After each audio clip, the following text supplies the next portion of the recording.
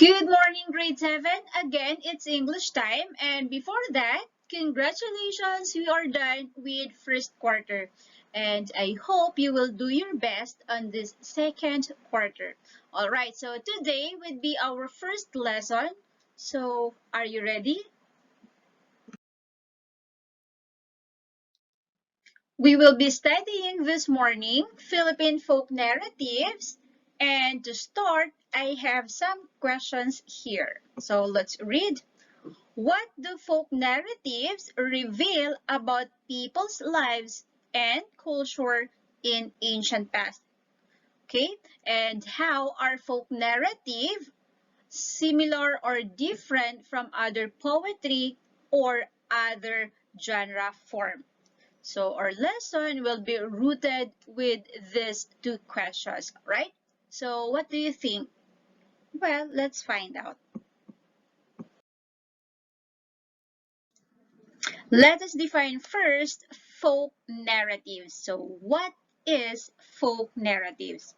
So these are the stories from the past handed down by word of mouth from one generation to the next generation, reflecting people's lives, traditions, feelings, beliefs, and judgments. So these are the stories you have heard from your grandparents when you were a kid. All right, so we have some examples of folk narratives, and first we have the myths. So myths are the stories that explain the actions of the gods and goddesses, the exploits of the heroes, or the elements of nature's origins. Alright? So like for example is the creation story, the story of Malakas and Maganda, and also the beast of Olympus. Alright? So next we have folk tales. So folk tales are about the origins of the world, and they are not factual but are told for entertainment. So the characters are ordinary humans or animals that act like humans. So like for example, we have the most famous, the monkey and the turtle. Okay, so folk tales often told by adults to children to teach lessons. Okay. Next, we have fables. So these are short stories that have animal characters.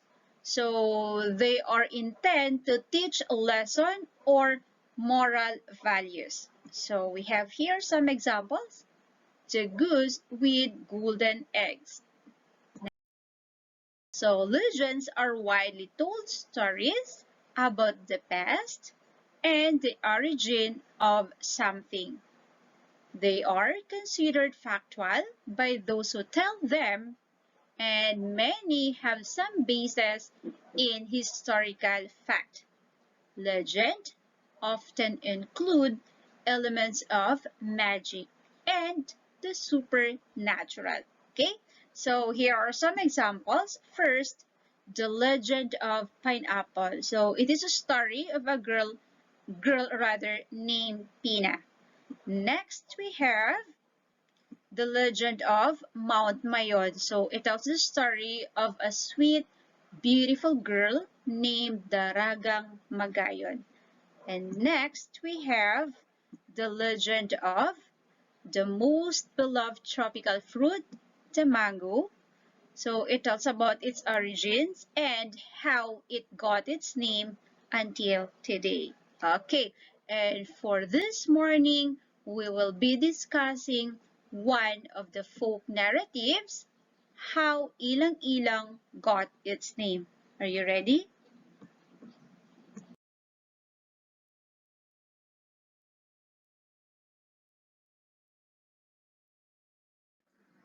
And there you go. So how Ilang got its name is a Quezon myth that explains how the famous fragrant tree got its name.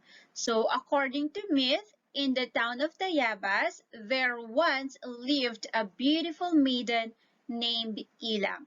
and she was considered to be the prettiest in her time.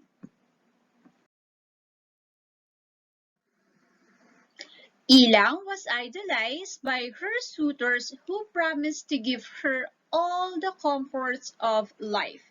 So a lot of suitors came to win her hand. However, the pretty Ilang chose to give her heart to Edu, a poor farmer. So this didn't go well with her parents who wanted her to marry someone rich. So she was not allowed to meet Edu. Alright. So what kind of person is Ilang?